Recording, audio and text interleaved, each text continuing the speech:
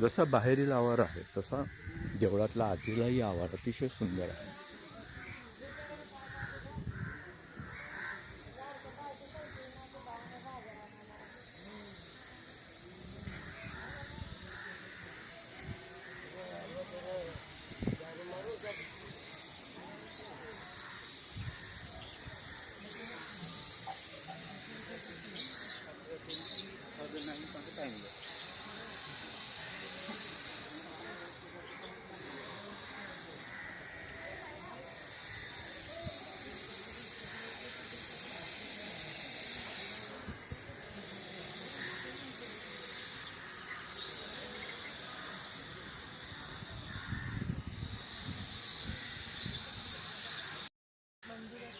ही श्री शिवसिद्धरामेश्वराची शिवयोग समाधी, जिचं आपण आता दर्शन घेत आहात.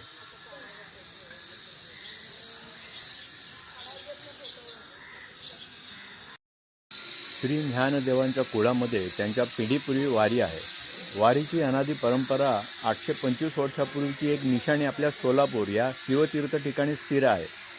ज्ञानदेवांचे आजोबा श्री गोविंदपंत आणि त्यांच्या धर्मपत्नी भाग्यवंती नराबाई या पंढरीच्या वारकरी होत्या. हे कुटुंब मराठवाड्यातील आपेगाव येथील रहिवासी होते. गोविंदपंत आणि नीराबाई पंढरीला निघाले होते. ते पायी चालत सोलापूरला आले. दोघेही फार थकले होते.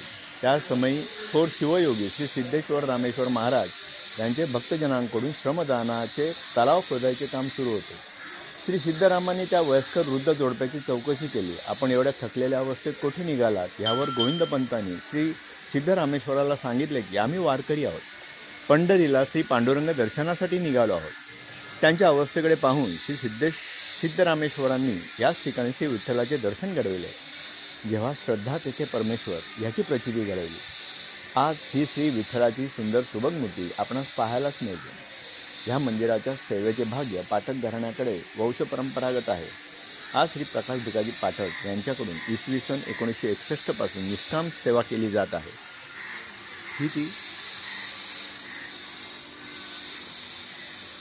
हे मारुती रायाचे स्थिर आहेत.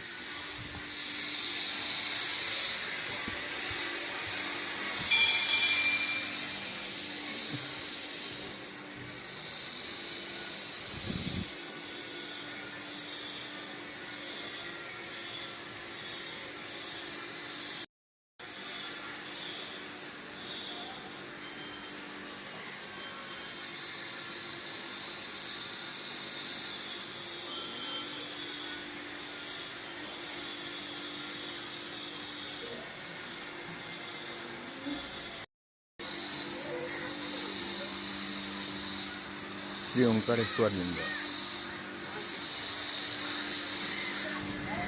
मंदिराचं बांधकाम चालू आहे.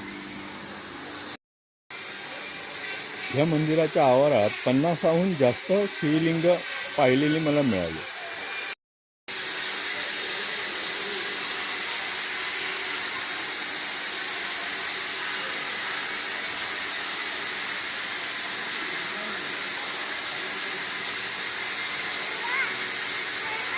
तर हे अतिशय सुंदर असं हे देवस्थान. श्री गुरु सिद्धरामेश्वर सोलापूर.